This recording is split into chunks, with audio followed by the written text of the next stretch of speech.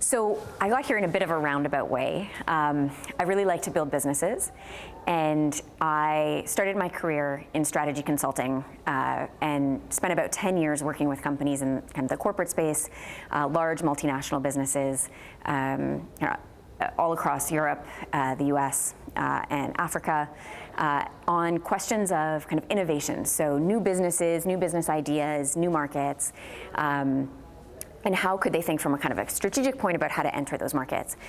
I did that for about 10 years and then decided, okay, I've been advising a lot of companies on how to do some of these things. Why don't I try my hand at it? And I went and jumped into entrepreneurship. So I became an entrepreneur, started my own business, actually based in Vancouver. It was a travel business in the e-commerce space.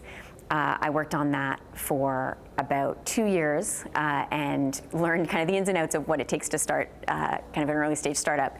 And through that process, learned a ton about different sources of funding, venture capital, angel investors, spent some time really trying to understand, okay, how does this whole kind of early stage startup investing thing work?